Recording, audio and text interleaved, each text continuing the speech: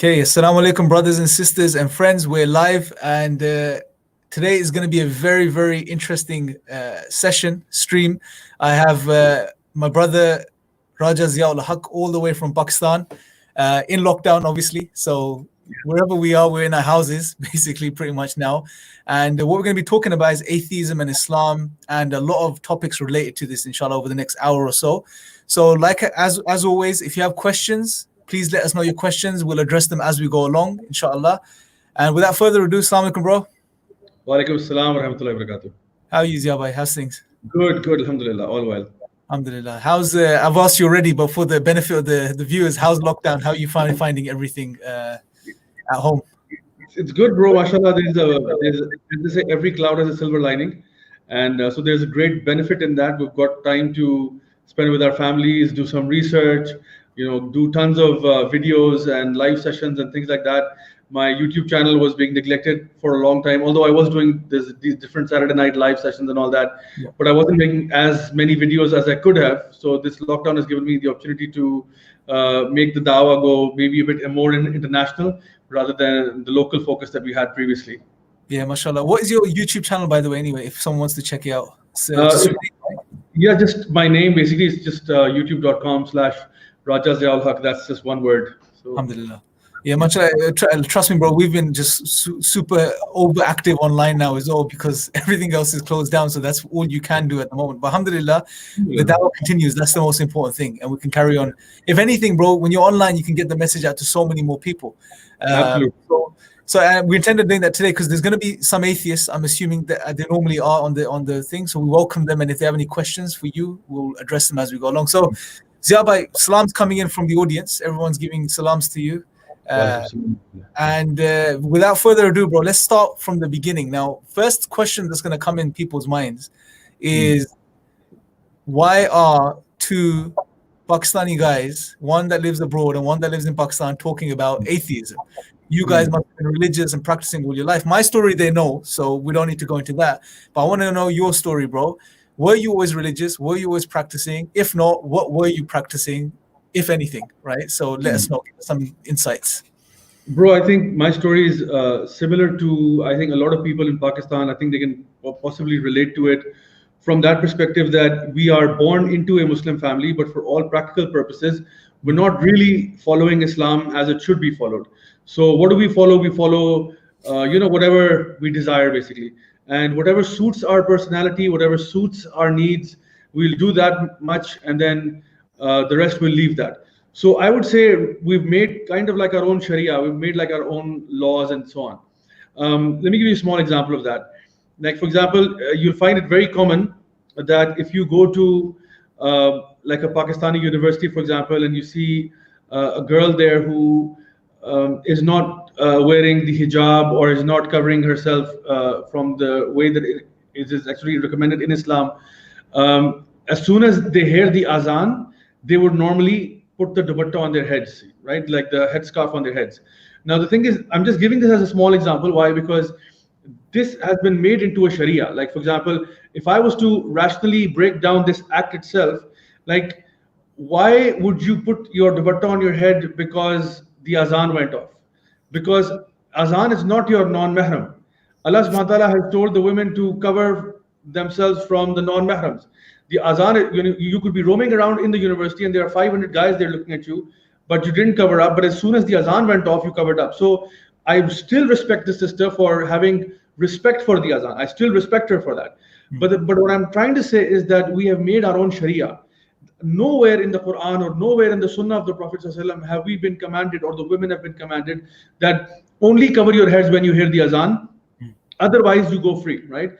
Likewise, I remember when we were praying, like in our childhood, when we would pray maybe Jummah prayer sometimes, or anytime we had exams, we would get a bit more religious. So if we are praying on the musalla, I mean, after praying, I would ask my parents that, should I, cover the corner of the musalla? Like, should I, just tuck in one of the corners from one side? And I was told that yes, you have to do that, because if you don't do that, then guess what will happen? Shaitan will pray in your place.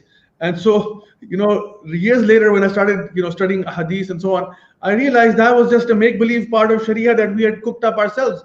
Nowhere in the Quran does it mention that when you're praying your salah and you're done with it, you have to, tuck in a corner, or is it in the Sunnah of the Prophet? It isn't. So it's like people in the subcontinent, especially people in Pakistan, they have kind of made their own Sharia in their own way. So they'll celebrate Eid. They'll get Eid, which is like the money that they get on Eid. They'll get the Eid. They'll dress up really nicely. But maybe they haven't fasted the whole month of Ramadan because parents were like, your homework is far more important. Your exams are far more important than fasting. So they've come up with this own view of Sharia. So this is what most people are into, actually. So I was in a similar environment. In our house, Islam wasn't something that was practiced in letter and spirit. I mean, if you want to do it, go ahead. If you don't want to do it, hey, that's perfectly fine too. So I wasn't really into a very religious family. And so my life was always about, pursuing my own wishes, doing what I want to do myself. And basically, living that YOLO lifestyle. You only live once. So, live it on the edge, basically. So I tried to get into different things like, skydiving, bungee jumping, scuba diving, a bit into mixed martial arts as well, and things like that. So just trying to experiment with just about everything. Then, having nice cars and all that. So I had all those things that, anybody who's basically been watching too much of Hollywood would basically end up wanting to have in their own lives, follow the American dream, as they say. So I wanted to live the American dream. And I was doing exactly what my bucket list told me to do. That, before I'm 20, I have to do these things. Before I'm 25, I have to do these things. So I was just checking off those things. But in the process, I wasn't finding the real happiness that I was looking for. And I know that it might sound a bit cliche that, oh, he wasn't finding happiness. And, oh, yes, he found it in Islam. But wallahi, this is the truth, because despite traveling all over the world, I was skydiving in Southampton, close to where you are right now. So I was skydiving in the skies of Southampton. I went bungee jumping from the highest bridge in the world, which is the Blokrands Bridge in South Africa, near Port Elizabeth. I went scuba diving in the Maldives Islands, right? And so I was driving fast cars in Abu Dhabi. So I was doing this all my life, just chasing my own dreams. And yet still, I wasn't being able to find that inner contentment and happiness I was looking for. And the question that you asked, which I've taken so long to reply to, is basically... No, this is good. People, this is going to be, inshallah, it's useful information. Okay. So the thing is that my basic belief at that point was that I did believe in a concept of a higher power, but not necessarily in any religion. So if you were to ask me, would I classify myself as a Muslim? Only as per my name and only as per my ethnicity. But really, in terms of following Islam, I wasn't doing anything. I mean, I wasn't praying 5 times. I wasn't even praying Jummah. I wasn't even praying Eid prayer. Okay, so all those things which are necessary for you to be a Muslim at the very base level, I wasn't doing any of those. Was I staying away from haram things? Absolutely not. So what was the difference between me and my mates at Portsmouth University? Nothing, except from the fact that my name was Raja Ziaul Haq and their name was Tom or Dave or something like that, So other than that, our lifestyles, there was nothing different. I mean, if you saw me and if you saw one of my, Gora friends, quote unquote, there was no difference except skin color, maybe. Other than that, we were doing exactly the same things, living the exact same type of lifestyle, having the same kind of goals and ambitions. So it was at that point when I started to reflect back. And I think one thing that I did do, apart from everything that I was engaged in, was that I was always very sincere with myself. I made tons of mistakes in my life, and I probably still do. But the only thing I would say that I had maybe something which was a small good thing was that I couldn't possibly lie to myself.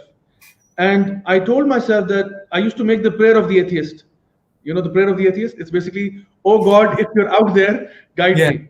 So I used to make that dua. So I used to say, oh God, if you're out there, because I don't know if you're out there or not. I mean, I hope you're out there, but I'm not really sure. So I used to make this dua that, oh God, if you're out there, please guide me. And I used to make this dua that if I find truth in any religion, I'll accept it. I mean, if I find it in Christianity, I'll become a Christian.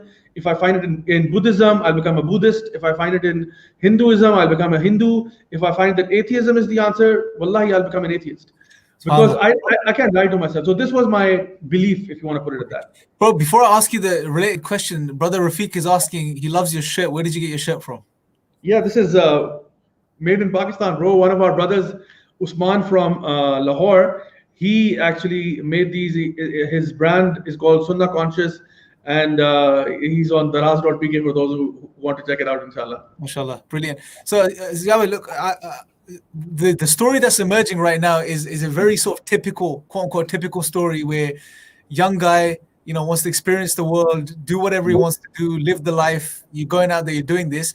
You said you believed in God, but you didn't associate with religion or anything like this. Yeah. Let me ask you based on that. Did you therefore live as if God didn't exist? So meaning God, okay, if someone was to ask you, does God exist? You'd be like, yes. But as far as living life, it was as like an atheist. Like it makes no difference to your existence. Bro, you've asked a phenomenal question. I hope people can appreciate the fact that this question is very deep and profound, because the thing is that I believed in God being the creator. I did not believe in God being the lawgiver. So that's the difference here. I thought God is an absentee landlord, that God created the universe, and now billah, he's taken a vacation. He's not going to bother with petty little people like us. We're like insignificant beings in the universe. So I don't think, this was my supposition, that, okay, even if God is out there, which I probably believed in, that, okay, so, because based upon common sense, wherever there is a design, there has to be a designer. So I knew that much that, this world has a design for sure, and it has been created by a higher power. But I don't think that higher power is going to mind if I have pork chops. I don't think that higher power is going to mind if I have a girlfriend. I don't think that higher power is going to be, really fussed about this if I don't pray, 5 daily prayers. I don't think that's going to be a big deal. So I had come up with my own Sharia, quote unquote, because I made my own laws and my own rules and regulations. Yes. And that was convenient. That was very convenient to follow. It seemed very easy to follow. You don't have to obey any rules. And so basically I was obeying my own nafs and my own desires and whatever I did. Okay, so I think that relates to the point Osman's made. He said one main problem with Pakistani seculars or secularists is that they say Islam is in my heart. We don't need to pray or fast. He asked, why do you think this is? But let me ask you a question which relates to this. This sort of outlook that you're talking about. Okay, God exists, fine. The Prophet ﷺ existed and he was a prophet of Allah. Theoretically, fine, I get it. But when it comes to living life, I just make my own rules in my own ways, right? I do what I want to do. Islam is in my heart type of attitude, right? Would you say you were a deist, firstly? That's the first part of the question I'll ask you. Would you say you were a deist? Yes. Okay. And this outlook, bro, which is that, yeah, God exists, but I'm going to live the way I want to live. Why do you think this is so prevalent, especially in 21st century Pakistan and generally across the world, bro, amongst Pakistanis, etc., even Indians, Bangladeshis? I've seen this across the board, and I'm sure you have as well, because you've traveled the world. Across the Muslim world, the youth are taking the stance. This majority seem to be taking the stance. Fine, God exists. Fine, the Prophet existed. Fine, the Quran is revelation. But I'm living as I'm gonna live, right? They don't become out and out atheists, but they toe the line. Why do you think this is?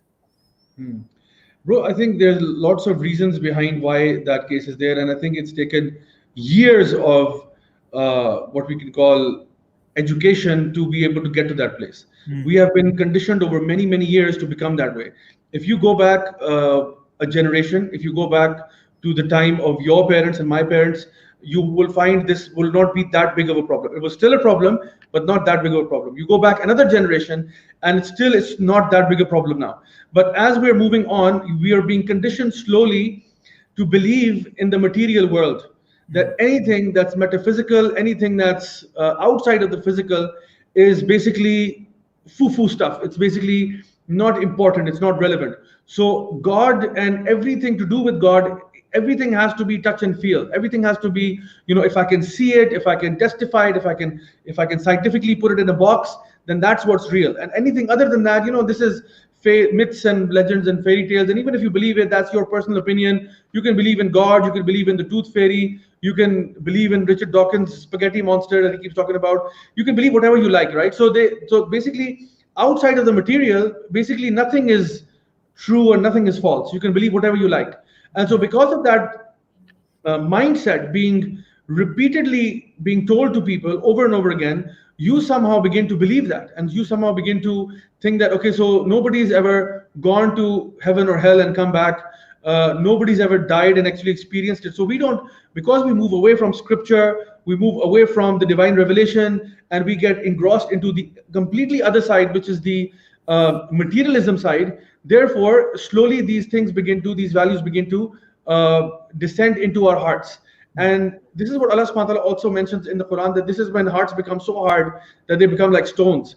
And this is a state when a person no longer can fathom, which Allah subhanahu wa ta'ala calls summun bukmun umyun fahum la yarjiun. People become deaf, dumb, and blind, and they cannot comprehend it now. So the thing is that there are many, many reasons for that. Social conditioning is one of them. Education is the other one. What you're watching on the media and all of these things are another one, because there is not at all enough emphasis on revelation. If you look at the mainstream media, I mean, how many TV programs or channels or documentaries or things like that you know about that talk about, I mean, even forget about from a Muslim perspective, just talk about God, just talk about there being intelligence in this universe, the fact that, you know, wherever you look at, there is beautiful design everywhere.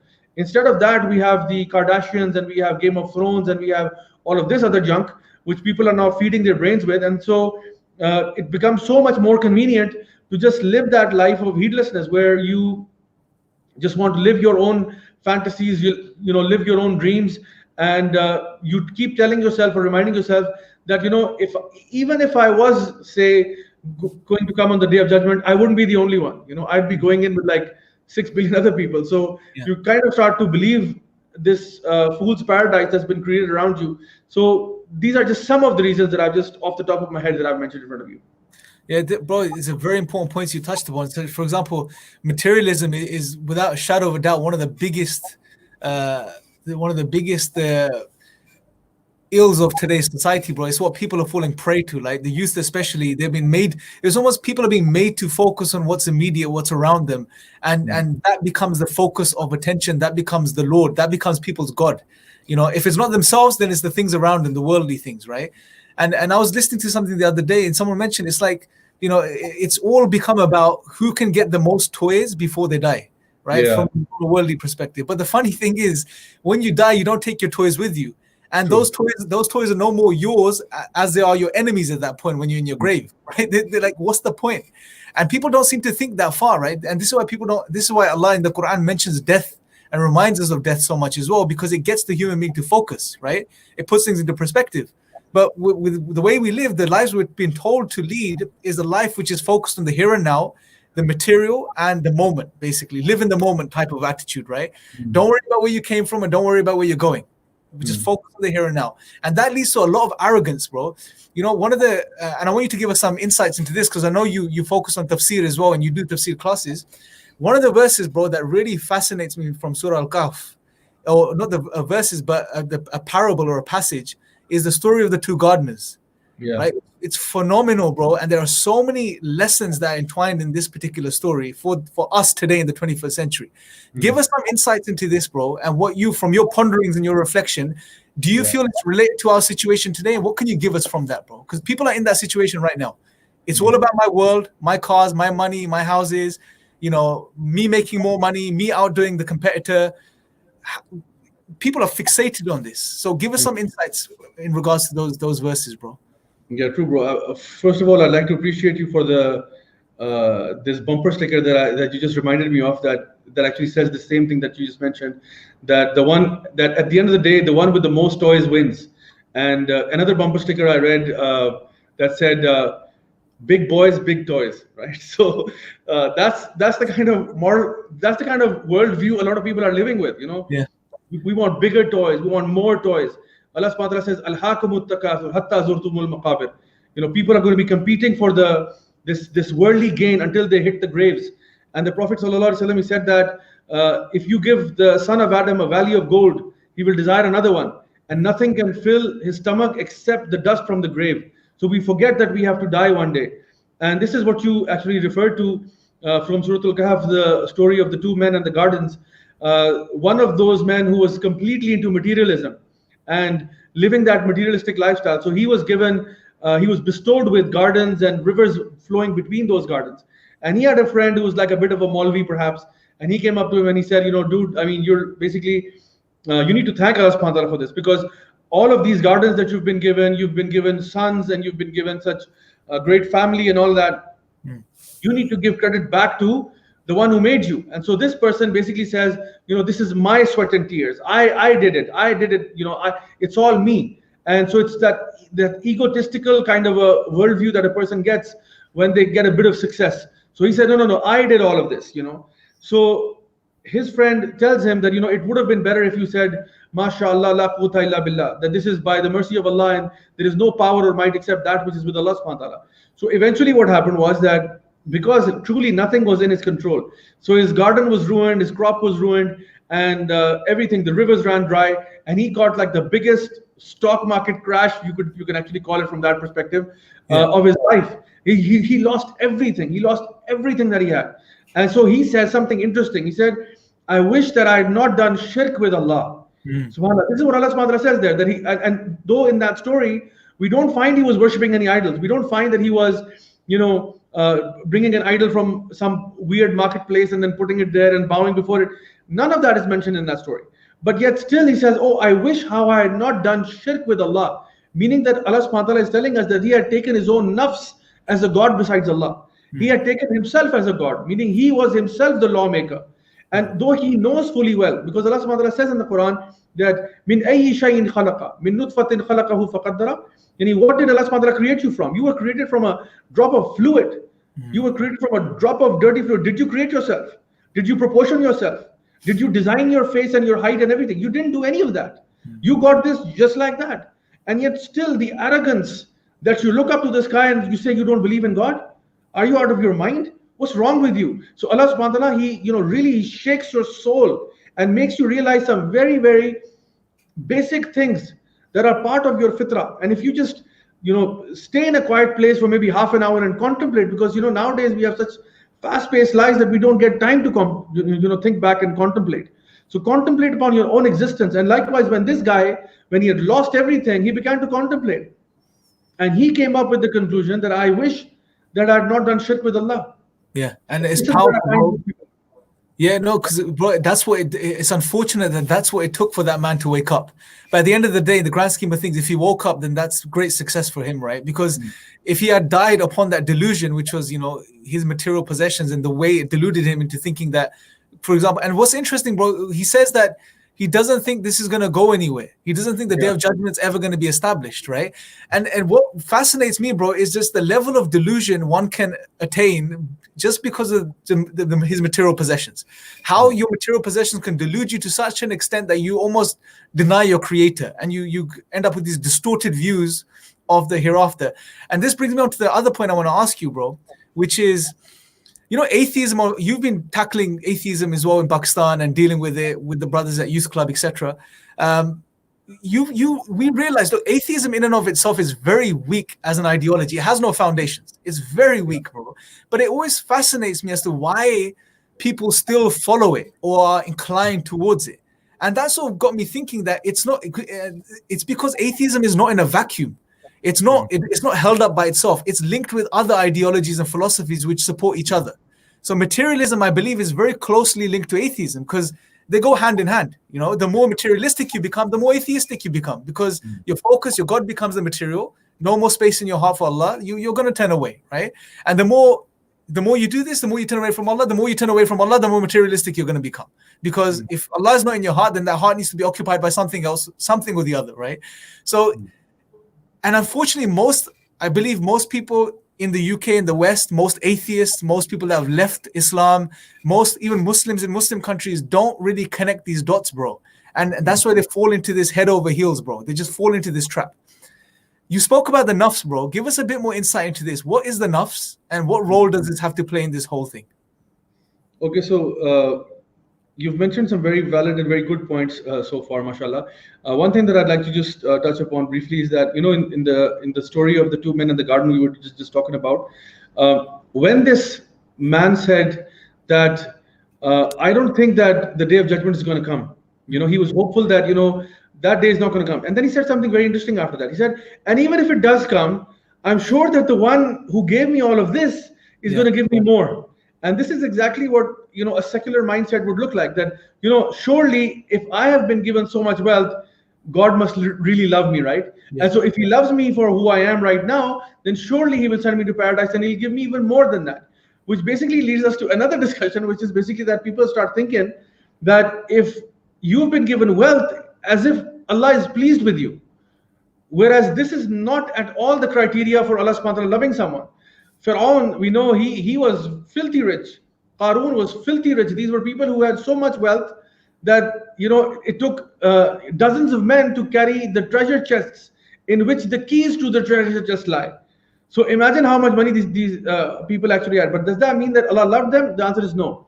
So sometimes we get into this delusion that because we've been blessed with so much of the material, then first of all, the day of judgment is not going to come. And even if it does come, the one who gave this to us is going to give us more. And so nothing could be more further from the truth. Rather, what Allah subhanahu wa ta'ala has told us is that when the Prophet sallallahu alaihi wasallam, he said that when Allah subhanahu wa ta'ala wants to favor someone, Allah subhanahu wa ta'ala gives them an understanding of the deen. That's when you know that Allah subhanahu wa ta'ala is favoring you, when he gives you this in-depth understanding of the religion, and he gives you this itminan, this peace in your heart. So that being said, now let's come to the nafs part, which is what we're looking to please and satisfy in the first place. So the thing is that our bodies are made up of two things. From the Islamic perspective, we know that one is the outer shell, which is the main body that we have, and then there is the inside, which is our nafs, which is the soul. So loosely we can call it the soul. So this soul is actually from Allah subhanahu wa ta'ala. Yani Allah subhanahu wa ta'ala breathed the soul of Adam alayhi salam, Adam, into him, and the body he created from clay or mud. So both of these things are different components to the human body. So the thing is that the body has its own needs and the soul has its own needs. The needs of the body can be fulfilled by, things which are material. Like, for example, you eat and you drink and you get married and you drive a car and you have a laptop and you have a smartphone. So these are needs of the body which can be fulfilled by material things.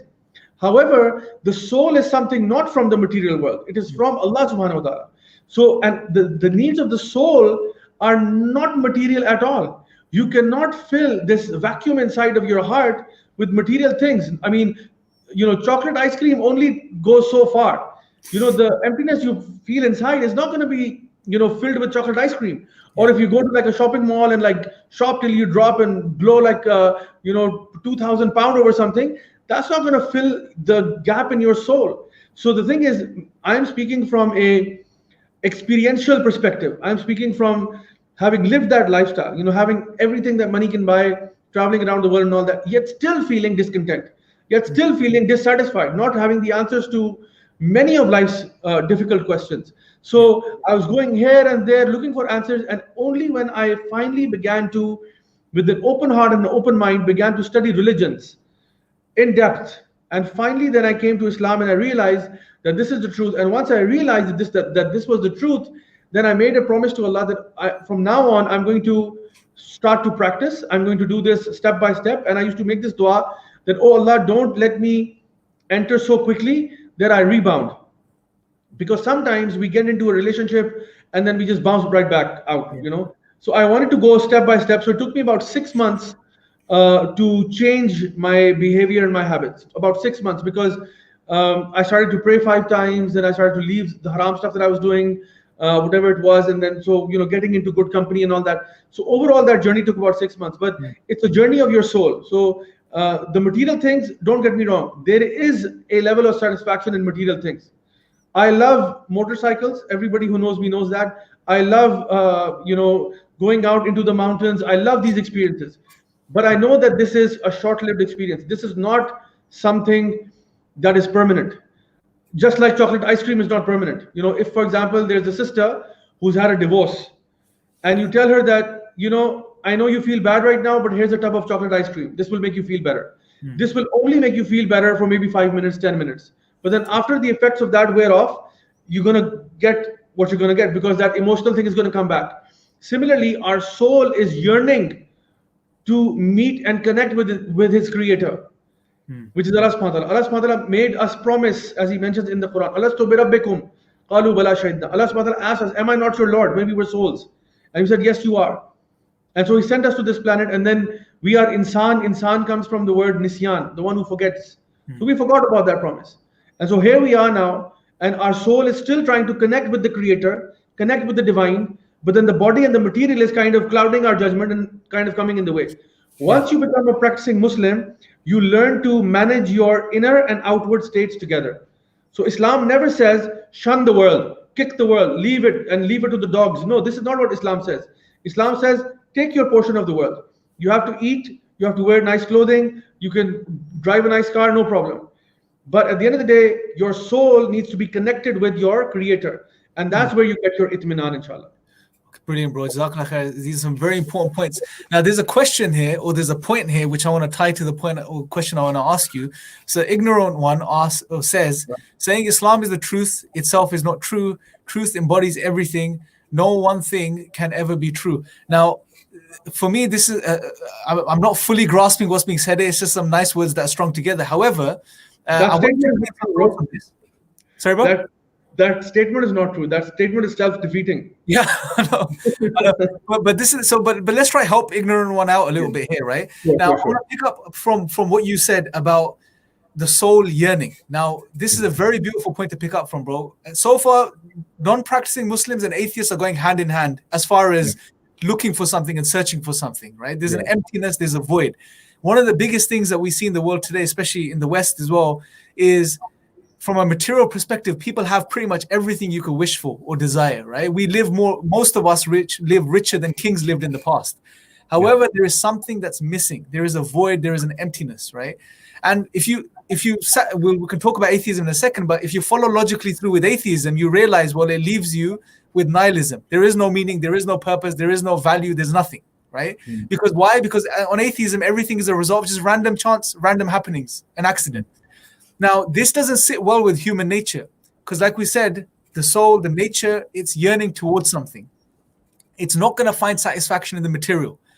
All that's going to happen is it's going to provide this temporary sort of momentary satisfaction, right? Okay, I've bought something new, I feel good for a couple of hours, but then you aspire to have something else, and this becomes a vicious circle, right? Now, it's interesting from a bird's eye perspective, bro. It's very interesting because what's happening is the general masses are put into a system where they're wanting more of the material. The more they get, the more they want, and they keep going around in this cycle. And what's ending up happening is that the people that are pulling the strings at the above are the ones that are truly benefiting, because now you have consumers who are consuming more and more and more. This feeds the whole capitalist system, and then it's money at the end of the day that drives everything, right? One of the main reasons that the Meccans at the time, the Prophet ﷺ rejected what the Prophet brought them was because of economics. It was because they had gods in Mecca. This was a means of business. People would come for trade, come to worship their gods, etc.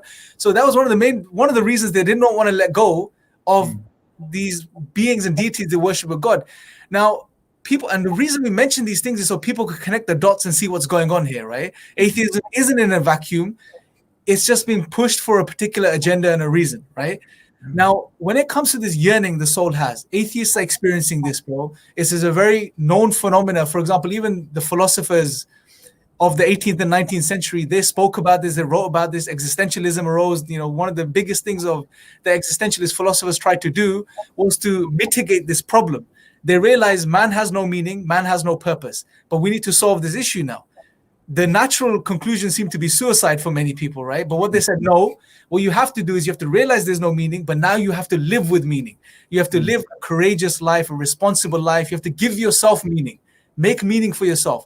And they sort of used a lot of rhetoric, a lot of sophistry, bro, a lot of fancy words to paint this very flowery picture for these people. But if you really analyze what's being said, it's just meaningless, bro. What they're saying is, like kids play dress up, bro. Children, you've got kids, mashallah. They want to dress like Superman and Batman. They want to play some games. That's what they're saying, telling you to do. Make it up as you go along. Just make up meaning, right? But if someone thinks about it, it doesn't sit well, bro. It doesn't make sense. It only works for a little while, and then they were like, no, this isn't working. Why should I make things up? What's the meaning behind making things up? It just doesn't make any sense, right? It's almost like a black hole, bro. Now, when Muslims that have moved away from the deen and atheists or secularists that want nothing to do with religion, when they find themselves with this hole, for me, this is a sign. And I always say, look, guys, this is a sign for you that there's more to you than the material. There's more to life than what's being sold to you. What would you encourage these people to do at this point? Where do they go from here? We know Islam is the answer, but what would be the gradual steps you would tell them to take at this point? Okay, so the thing is that, in my own journey, what I took as steps, I think I would recommend anybody to do that, which is that if you're searching for answers, the first thing you need to have is that you need to be sincere with yourself. And you need to tell yourself that, wherever I find the truth, in whichever place I find it, I will accept it. And finding the truth means that you search for answers to life's big questions. Like the kind of questions you just raised, that, meaning. How do we get meaning from this world? Where do we get our ethics from? Where do we get our morality from? Where do we get values from? And so there are some things which are so intrinsic to the human being that you just cannot possibly deny them. Because you try thinking I actually challenge anybody out there, sit for maybe 2-3 hours and try to contemplate over why certain things. Like, for example, why should you be a nice person? I mean, if you remove God from the equation, if you move religion from the equation, why should you be a nice person? Why should human life have any meaning? Why should we have purpose? I mean, what is your purpose? Think about this. And you'll be left absolutely dumbfounded and clueless as to what's going on. Because the thing is, I've had debates with atheists in Pakistan and so on. And I asked them, for example, why do you have certain ethical moral values? Because atheists also have some ethical moral values. But I'm asking, why do you have those values? And the person might say, because it's good, it's society. But that's nonsense. Because if you truly are living in a law of the jungle, if you are actually random mutation and natural selection, and if you're a byproduct of that, then why on earth are you worried about your neighbor? Why on earth are you worried about some random person dying in the street if that makes you more money? Like, if you can overpower your neighbor and steal from him without the cops finding out, then why aren't you doing that? You see, so it begs a lot of questions. And the thing is, the more you think about it, the more you'll want to rip the hair off of your head, because it's not going to make sense to you. And so when I was struggling with these questions, I really battled hard. I mean, I wasn't crazy. I wasn't thinking like, I want to end all of this haram stuff that I'm doing and this and that. I wanted to practice my life the way I was actually doing it. I didn't want to get tied down to a religion. That was not my objective.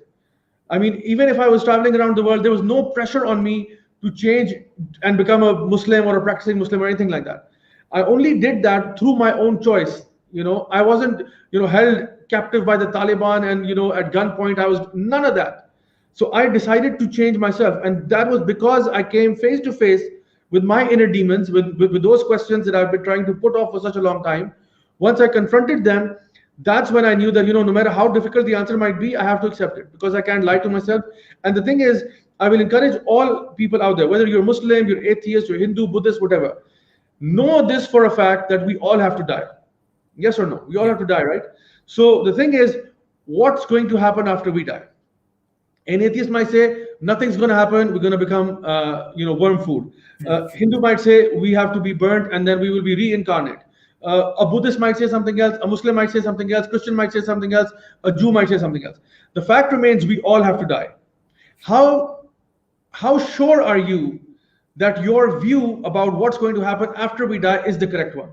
Don't you think that's worthy of your time and effort to research that?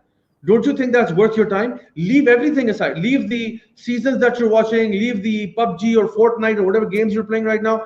Focus on this. Once you know the answer to this question, do whatever you wish. But at least, be intellectually, I would say, intellectually honest with yourself, and do research on different religions. And we know this from the Islamic tradition, that there is a hadith of the Prophet ﷺ. He said that whosoever takes one step towards Allah, Allah takes 10 towards him. The one who walks to Allah, Allah runs towards him. So those who seek shall find. So, but you have to seek with sincerity. If you are sincere, there is no doubt in my mind that you will come to the right answers. But if you're not sincere, if you're just wasting your time, just going online, blah, blah, blah, type a comment there, that's not going to give you, that's not intellectual honesty, to be honest with you. That's not intellectual honesty. That is just, cyberbullying or trolling or whatever, just for, a few laughs. But if you're really serious about your own end, what's going to happen to you after you die, I think this is a very serious question that needs to be answered, and it needs to be answered as soon as possible. Absolutely, bro. It's a very important point. Death is one of those things, bro, people don't like thinking about. They don't want to contemplate over death. They don't want to think about it. They don't, it's not even mentioned much in society, bro. And whenever it is seen in they've tried normalizing it as much as possible. But what's very interesting is going back to the point of human nature, is that people don't want to die. They want to live on forever. Like you see, there's new movements in transhumanism and all of these ideas that the materialists now, there's a desperation to live on forever. There's a desperation not to get old and not to die. Essentially, and it goes back to Allah tells us in the Quran that you will live on forever, but not in this life, in the next life. But they want it to be in the here and now. So it's almost like a transport of what God has told us as the truth into the materialist sort of ideology. And this again should remind people, well, if you feel like this, then that there must be some truth to you, what you're feeling. Inquire about it, look into it further. Because if you look at it purely from the perspective of atheism and naturalism, well, everything's meaningless anyway, so why carry on living? Why want to live forever, right? So again, Allah has put so many signs even within us that if people stopped and reflected upon them and thought about them and gave it some thought, that in itself would be a means of guidance for them, inshallah, right? Now, there's an interesting point here. Social stigmatist has made this: is for a very long time, I saw organized religion as a means of intolerance and abuse. We live in a culture of choice, self-actualization, and freedom of expression. Society promotes so much propaganda. And this is a very interesting point because organized religion, Ziabai, is demonized, right? It's almost like seen as something backwards and evil, right? Especially Islam, right? I want to play you a quick clip, if you don't mind, and everyone else is by extension as well, by a guy called Michael Shermer. Some people may know him, some people may not. He's a champion of atheism. He's not too coherent with his arguments generally, but he makes a very interesting point that I want to get your thoughts on. And obviously you're good at analyzing things, so I want you to really analyze his psychological state and his body language as well when he speaks. So just give me a second. I'm going to share this with you now.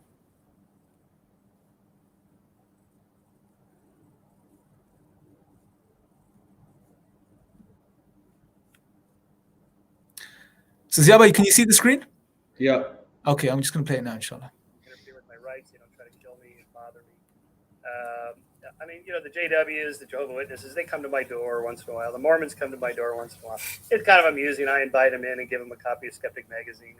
And they're like, we better call the head guy and come down. Yeah, that's relatively harmless. But clearly we see with Islam and the problem of Islamic terrorism, the religion has to be reformed. It absolutely does. I don't worry about the Jains or Jews or most Christians causing societal problems anymore because they've gone through the Reformation and Enlightenment, the Age of Reason, the Scientific Revolution. They came out the other side mostly nonviolent.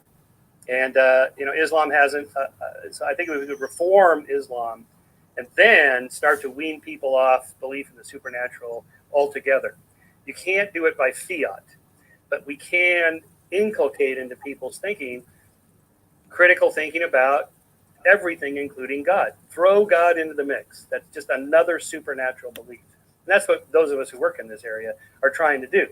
The different strategies, you could be aggressive about it, like, Richard Dawkins and Hitch, they're pretty anti-theist. That works in some cases, but not other cases. Other areas, people need to be reeled in slowly, gently,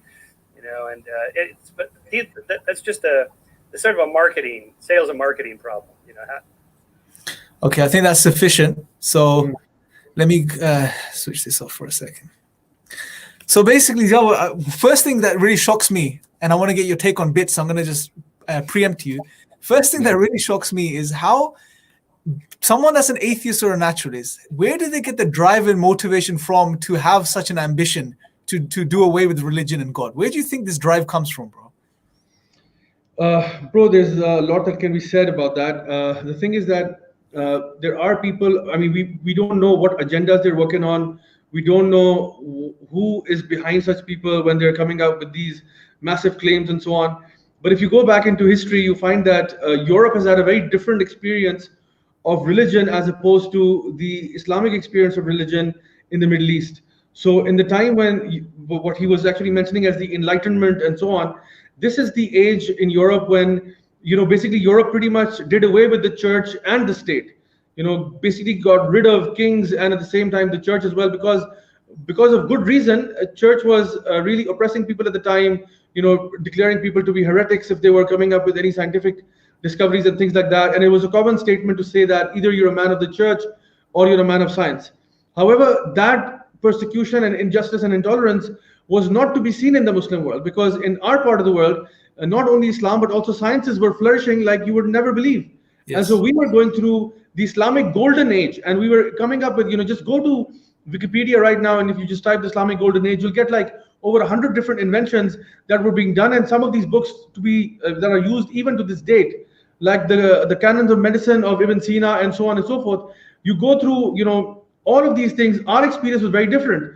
But what happened was that Europe basically took its own personal experience with religion and copy pasted it onto the rest of the world. That, because we think that what the church did to us was injustice and bad and all that, and we agree to that, but they took that to be all religions, as it is said, organized religions. And so Islam came under the bus as well when they went ahead with this, when the British East India Company came to the Pakistan, India subcontinent, and they started to come up with the same materialistic mindset, because Europe had made up its mind that three things that have led us to the downfall that we saw in the term in the form of the Dark Ages was belief in God, belief in the hereafter, and belief in the soul. So because we stuck to these metaphysical realities, we were away from worldly progress. And so they thought that any religion that talks about these things is by default calling you towards the Dark Ages.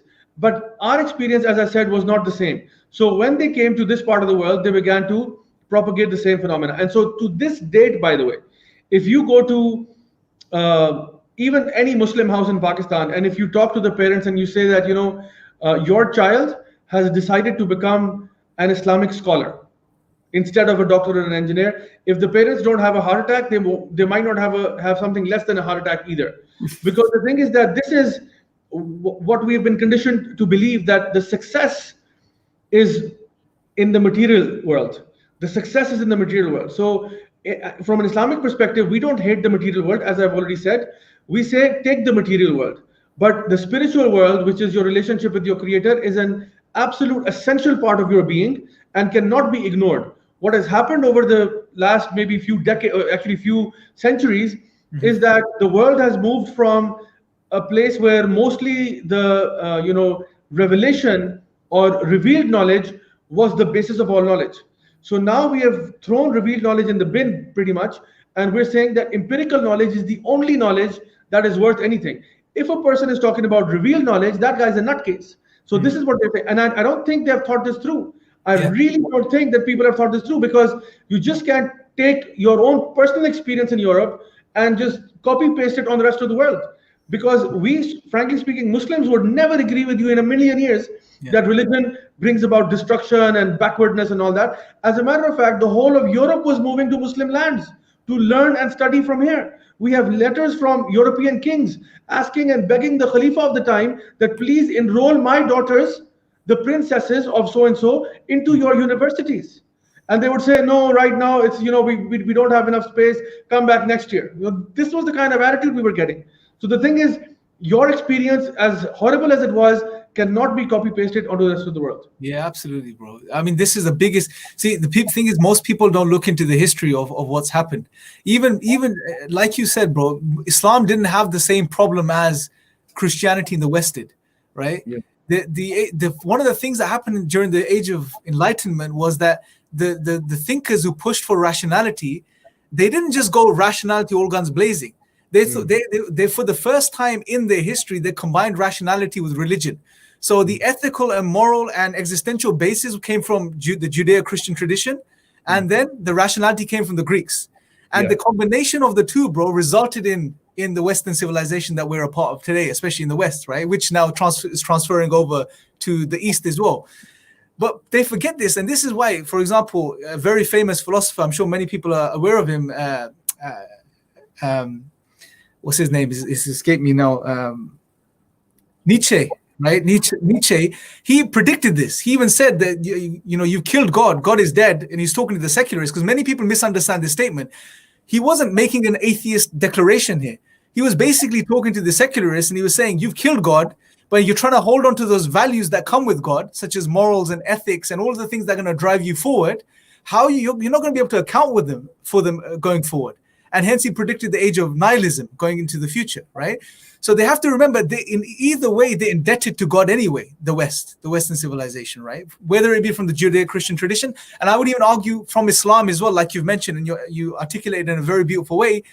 Much of the Renaissance and the progress that took place in the West, the roots of it are found in the Islamic world. You know, the Muslims are the ones that took the works of the Greeks and translated them and preserved them. And then people from the West went over and studied under the Muslims. They learned the Arabic language. They studied and they learned, and then they brought it back to the West, to the other parts of Europe. And then they started the universities and educational institutions and so on and so forth. This is why Islam didn't have to go through a reform, because what Allah gave us in the Quran was the most beautiful amalgamation of an understanding of reason and how it interacts with revelation and who God is and who man is and what the relationship between God and man is. That was never done. That the Christian tradition didn't have this, or they had lost this very centuries ago, right? One of the most beautiful things, bro, and I really believe one of the things that led to the development of the progress in all of these different fields in the Islamic world was that the Quran, bro, is so profound, because Allah tells us the amazing faculty of reason. He speaks about it. He tells us to use it, tells us to reflect. Bro, you can tell us how many verses in the Quran end with, do they not reason? Do they not reflect? Do they not see? Over and over again, Allah's encouraging us to use reason. But at the same time, Allah reminds us that your reason is not above Allah. Allah is the all-knowing being. Use your reason. It's a beautiful tool. But when it comes to Allah, you submit your reason and you obey. And it was this beautiful balance that allowed for the progress that took place in this world, bro. Because it allowed for human beings to recognize who they are, recognize that they have virtues and they should be virtuous, they should be moral, they should be upright, but they should also progress from the perspective of reason and moving forward and developing things and learning things, etc., etc. But the Christian tradition didn't have this. That had to be artificially manufactured during the period of Enlightenment. And then they had that progress. So people don't look into these things. And hence, like you said, they're superimposing what happened with the church in the West onto Islam. And just as an additional point, I was reading today's Ziyabai, there's a very interesting book on the translations of the Quran. I'll share it with you. It's very interesting. What the author's done, I think he's Muslim, he's highlighted that the Enlightenment thinkers, many of them had access to the Quran and translations of the Quran. Bad translations, although they were, because they were done by Christians who had an agenda to misrepresent Islam. But nevertheless, they had access. And Voltaire, for example, who was one of the biggest philosophers in France during the French Revolution as well, he read it, and in 1730, bro, he had a very negative impression of Islam. So much so, bro, that he wrote a play, and you're a playwright, or you were a playwright. He wrote a play on the Prophet, peace be upon him, and he presented him in a very negative light. But in 1770, bro, he had a complete 180 shift. He read a decent translation of the Quran, and then he was writing to his contemporaries, telling them that you guys are deluded. You don't know about Islam. You're saying that it's about luxuries and it's about all of these sort of fulfilling your desires and fantasies. It's not about that. A religion that promotes you shouldn't drink alcohol, that you should fast from from dawn till sunset, that you should give your charity from your wealth. How can you say such a religion is what you're making it out to be? So anyone, even during that period, bro, any thinker throughout history, when they've truly and honestly, objectively looked at Islam, they've only had good things to say, And it's people like Sharma, bro, who's obviously, and I told you to, anyway, give us, I'm not going to pre-frame you. What else did you take from what he said? From his analysis of reforming Islam and so on and so forth? Yeah, I think a lot of times people, when they see that there is a religion out there which has very strong doctrines, has very strong foundations, they try to get anything out of it. So he's trying to make a compromise somewhere, because his ultimate agenda is that he wants to get rid of religion, period. But the thing is that in order to get to Islam, he's saying that we need to kind of weaken the foundations first and do it step by step. That Dawkins' approach, though very aggressive, may work in some cases, may not work in other cases. So we have to go in a more subtle way, in a way that we are able to, without upsetting people too much, do it in a slow and gradual way, and eventually make them first compromise on some of the aspects of Islam, and then completely deny God eventually. But I don't think that's ever gonna happen, because Allah subhanahu wa ta'ala, he says in the Quran that they will try to blow out the light of Allah with their mouths, but they will never be able to do so. So it's wishful thinking. They can do all the talk they want. There are people who came before, they made statements like that. I think it was Sir James George Fraser who said that in about 50 years, religion will be gone and science will prevail. Sir James George Fraser is no more, and religion is still alive and kicking. So there you have it. SubhanAllah. SubhanAllah. So Mr. Atheist says, obeying the human mind, obey the human mind to a religious dogma. Okay, I don't get that point. Maybe he's making a separate point. Anyway, so Ziavar, let's bring it to a closure point now, and I wanna get your thoughts on something. Obviously, we know, which is evident throughout history, the past couple of centuries, even today more so, there is a clear agenda to misrepresent Islam to the masses, to move people away from religion or Islam to the degree where Islam becomes almost irrelevant in someone's life, right? It just becomes a set of beliefs which are insignificant, have no meaning, have no value, have no significance on the person's life. There is a definite ideological attack on Islam, right? Yeah. However, the very people that are doing this and are promoting atheism and naturalism and secularism and other ideologies, they don't realize that they're promoting something which is leaving human beings empty, because it's human nature to worship Allah, to submit to Him, to recognize Him, right? Hence, people are coming up with these needs, and there are problems with these ideologies and outlooks. So, because there is this agenda to misrepresent Islam, they want to push people away. But like you said, Allah will perfect His light, and human nature itself, it just can't do. It's like keeping a person away from water. Right? They're only going to be able to stay away from water so long before they either die out of thirst or they go to the well and start drinking. Islam, we know, has the solutions to all of the problems of humanity. It has the solutions to and the answers to those questions people ask about meaning and purpose and value and who am I and where am I going and where have I come from? What happens after death? All of these key fundamental questions of our existence. Now, someone that's searching, bro, the atheist, the naturalist, even the Muslim that's lost his way, they realize there's a need. They realize something is going on, but the ideologies they're being fed, the things that are being taught, they're not working. They realize they're not working. Tell us, bro, what does Islam have to offer the 21st century human being on a personal level and on a social level? Let's start with the personal first. How would it answer questions such as, okay, let me give you the questions, bro. Purpose of life. How does Islam answer this?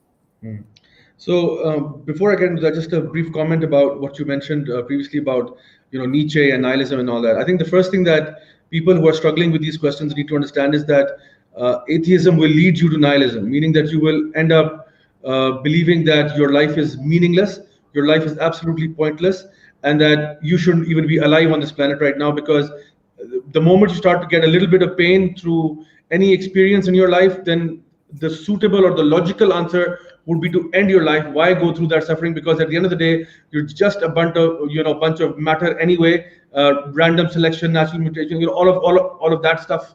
And so, because it's all random, so it doesn't really matter if you are living or dead. So when you come to that realization, that's going to be your first wake-up call.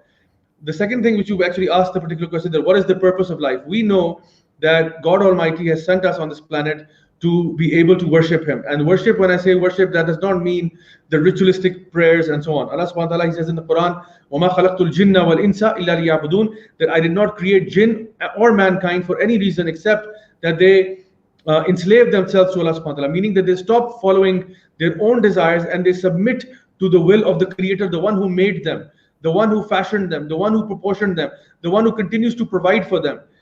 Every single thing that you have right now, you owe it to God Almighty, the one who sent you to this planet. The fact that you can breathe air, the fact that you can eat food, and the fact that you can reproduce, and the fact that you're living on this planet when it is next to impossible for life to exist anywhere else in this universe, because you see there are so many millions and millions and millions of variables that have to be right in order for you to just breathe on this planet.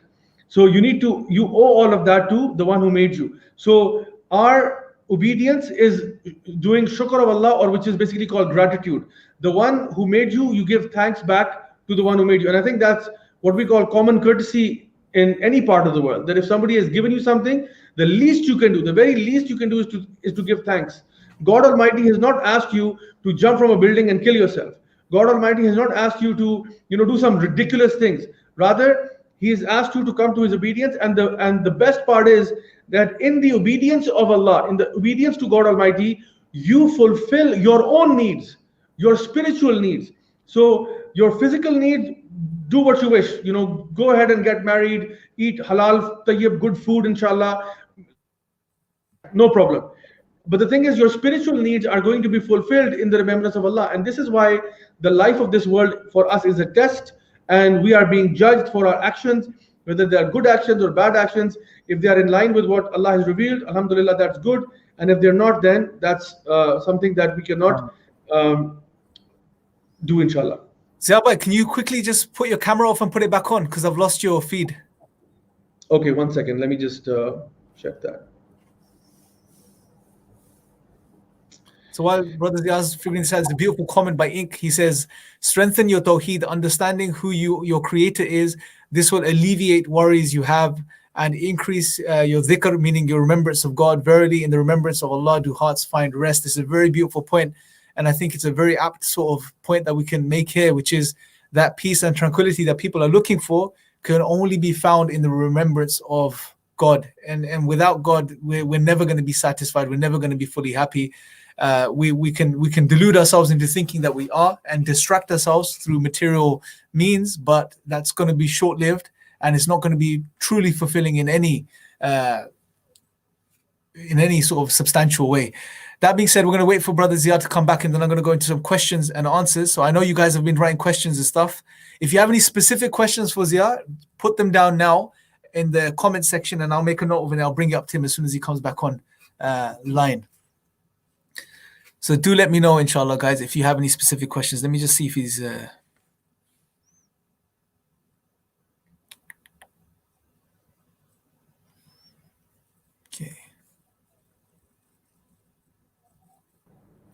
Okay, Assalamu alaikum. Welcome back. Yeah. Alhamdulillah. So you answered the question about, okay, Islam provides the answers to the meaning and purpose of human life. And it makes sense, doesn't it, bro? Logically as well. We didn't create ourselves, then the one that created us must surely be the one that tells us why he created us. We can't figure it out ourselves at all. And he mentions that he tells us that he created us to know him and to worship him.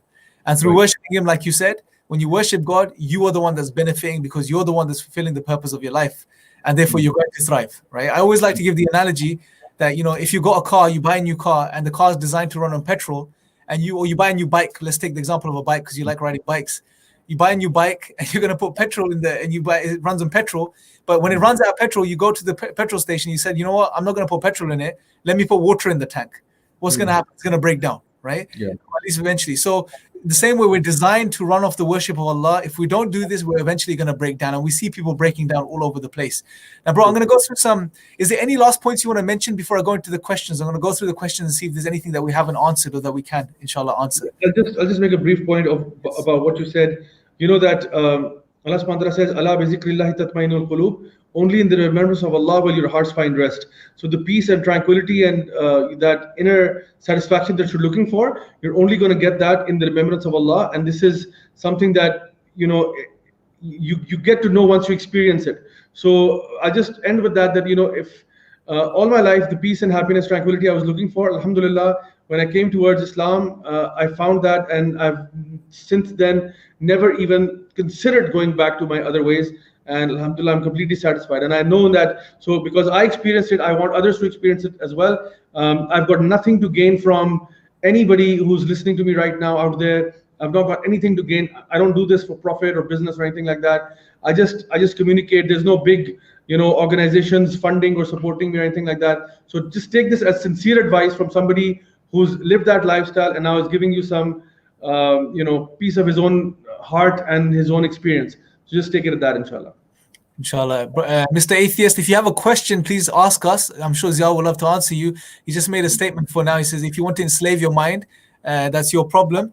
In regards to this, when it comes to enslavement, submission, slavery, bro, there's this idea out there that people are free, right? So when atheists think about religion and think about submitting to Allah, submitting to God and worshiping him, they think they're going from freedom to submission, right? But what they fail to realize is that they are slaves of something or the other anyway, right? it's either going to be, the real choice is, are you going to be a slave of the creator, or are you going to be a slave of created things? And the intelligent man, I'm sure, would incline towards, it makes sense submitting to the creator, who has all power, who has the ability to change my life and to impact me in a positive way, as opposed to submitting to things that are in themselves dependent, right? They don't make any sense. Absolutely. Brother Iman says, question for Imran, or extension yourself as well, Ziaba, I'm going to ask you this question. Are there no atheists that consistently articulate their worldview that avoids nihilism and includes meaning? So have you ever come across any atheist that you've spoken to about the meaning and purpose of life that's been able to give you an adequate answer or solution to that problem? Not that I've met any of that type, but I know that now Sam Harris is beginning to incline towards that position and trying to find meaning and spirituality and all that. It basically defeats their entire argument with regards to atheism. I mean, if you're going to go from that materialistic worldview to a spiritual one, that just kind of defeats your entire argument for why you started this discussion on atheism in the first place. So usually in Pakistan, I would say that you don't find people who are really intellectual atheists. You find more. I mean, I'm saying more. I'm not saying that there are no intellectual atheists out there, but I'm saying most of them are emotional atheists. So dealing with them is a different thing altogether. Yeah, brilliant, bro. So here's a question by PNB. I don't know if you know this brother or sister. They've been eager to ask the question. They've mentioned this thing twice. I assume it's based off of one of your lectures on the Illuminati. So they're asking, do you think that behind the atheist organization, there is an Illuminati agenda? So I'm going to leave that. Can't say for sure, but perhaps there could be. You can see some of my talks and videos about that subject. If you just type in my name and type in Illuminati, you might get some videos out there, inshallah. Inshallah, brilliant. Yeah, definitely check that talk out. I watched bits of it. I haven't seen all of it, but it looks very interesting, mashallah. So let's see. So Ziaba, while I'm looking through these questions, one thing I wanted to ask you as well is, now there's loads of Muslims on here as well, and they're involved in dawah themselves, meaning sharing the message of Islam. What tips and advice would you give them in regards to speaking to atheists and starting up a discussion with them? What points do you mention? So, because sometimes what happens, bro, is we end up in discussions with atheists, which are so a waste of time. Like we discussed, the quantum this and the philosophical argument for this, and, all these abstract things, which you end up going around in circles and go nowhere. So practical tips, bro, that you found beneficial engaging with atheists, so you get to the point and you nip it in the bud, basically. Right. So I think I always believe in keeping things simple and not going into lengthy discussions about the technicalities or this and that, because you could go on that for years and still not come to any particular conclusion. But I think if you keep it common sense based, if you keep it rationality based, if you keep it simple, inshallah, you're bound to get faster results, and you're bound to inshallah make an impact a lot faster. So you see some basic common sense things, like for example, when you look at design in the universe, when you look at your own fitrah, for example, this innate disposition in man. We talk about ethics, for example. We could talk about morality. Where do we get that from? Again, purpose, meaning, where do we have that from? Because it's a need of the human being to come up with these things.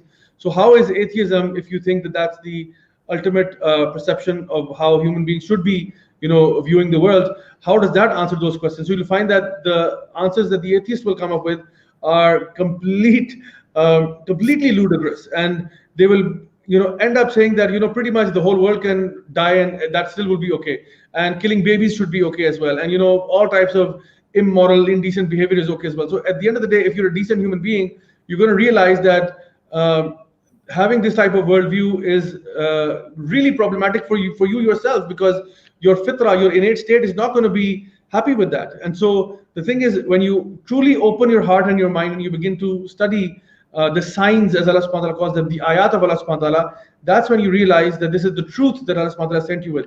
And so Allah subhanahu wa ta'ala says that He will show you these signs in the universe and within your own selves. All you need to do is to contemplate a bit more and encourage the people that you're debating with or discussing with to contemplate. And I think this is not something that can be done perhaps in a sitting or two. People need to go home and take this information with them, because oftentimes when we debate each other, that's another problem, because it becomes a battle of egos rather than the battle for the truth to come out.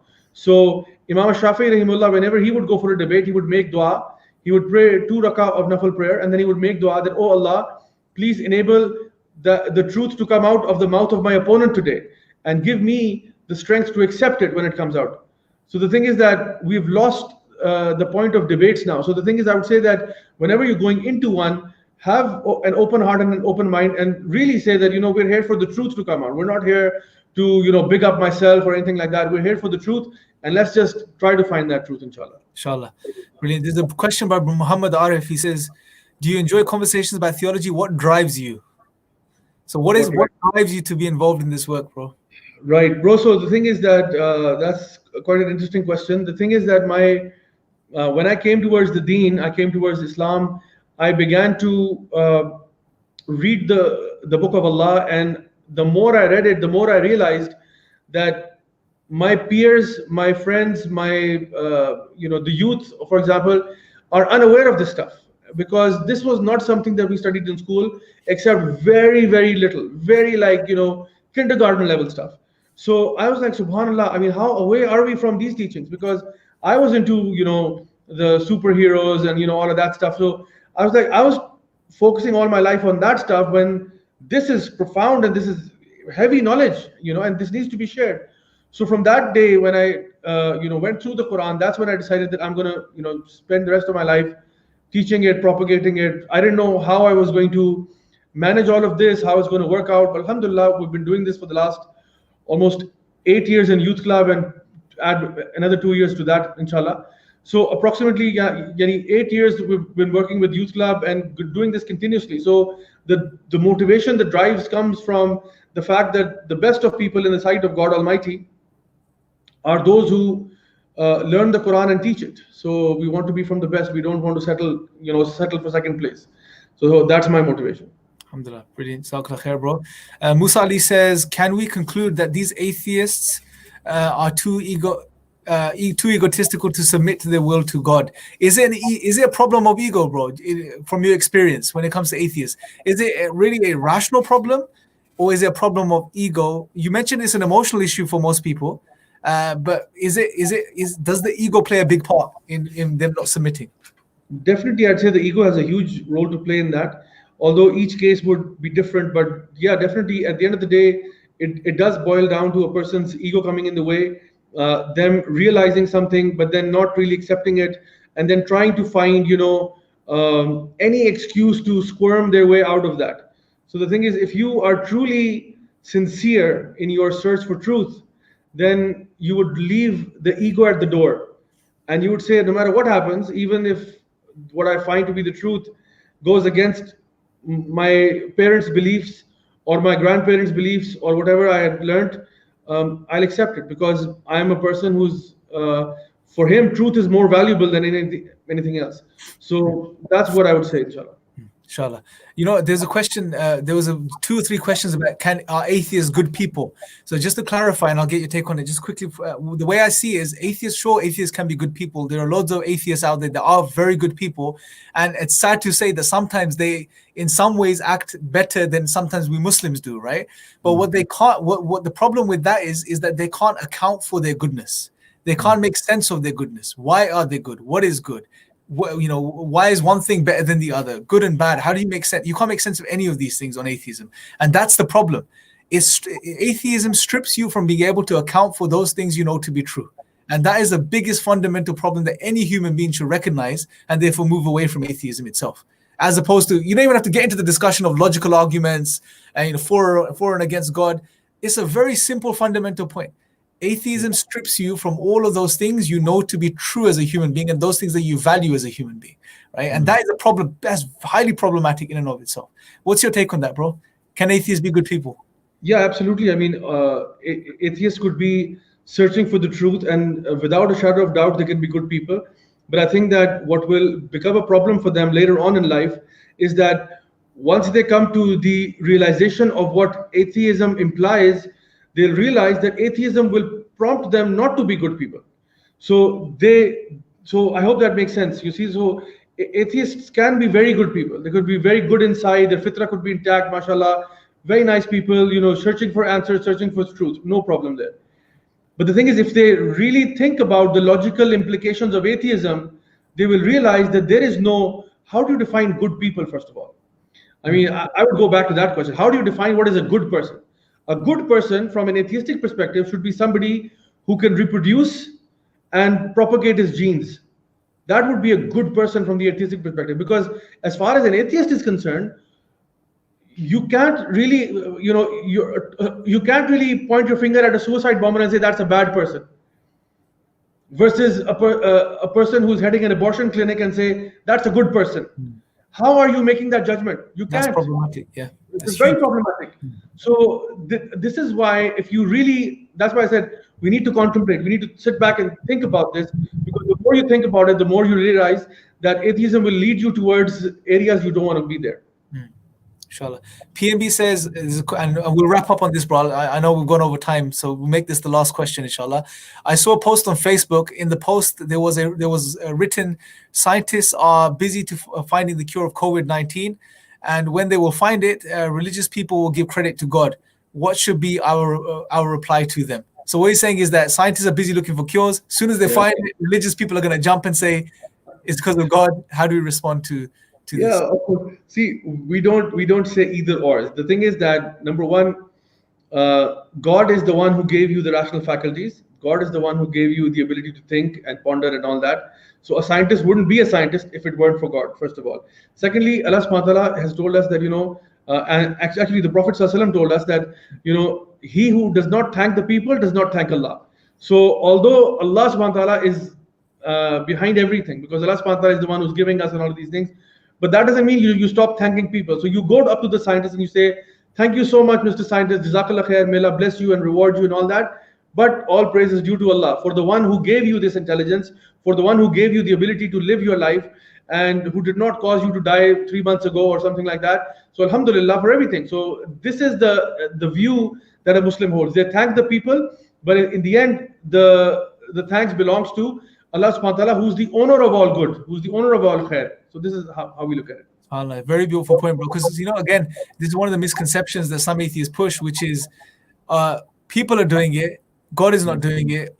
They separate the world from the creator. But what they don't realize, Islam teaches us that Allah is all power belongs to Allah. He is the one that's allowing everything to unfold and happen anyway, right? So everything is a means through which things take place. At the end of the day, God is in control of everything and he has power over all things. And they miss this link. So it's a very beautiful point. Jazakallah khair, bro. I'd love to get you on for more sessions. There's so much we could talk about. This was just like a sort of summary, scratch the surface type of session. Inshallah, we'd definitely like to have you back, bro, and do more of these. I just noticed, bro, we set the camera up with a very similar background. Yes, the corner of the room is at the back and there's bookshelves on both sides, subhanAllah. Allah subhanahu wa ta'ala. It looks like we're part of the same room. I know, that's what I was thinking. I was literally thinking that. Although my lighting's better and yours could be better. but may Allah bless you, bro. Jazakallah khair for coming on. Where could they find you, bro? Last point. If someone wants to follow you up, Youth Club, what is Youth Club? Just quickly give us that and then we'll conclude on that, inshallah. They don't have to find me, I'll find them. Jazakallah khair. I'm just kidding. They can actually search my name on YouTube or Facebook, inshallah. Raja Zawlak, they can find me on YouTube and on Facebook as well. Alhamdulillah. Brilliant, bro. Jazakallah khair. And we'll conclude. May Allah bless you guys for coming on. Please make sure to share this and get this out to as many non-Muslims as you can on your pages, on your social media accounts, etc. Even Muslims, especially if you're in Pakistan, definitely share this because mashallah, I'm sure many people have seen Zia before and they will definitely benefit from this content too. Jazakallah khair, and we'll speak to you next time. Assalamu alaikum.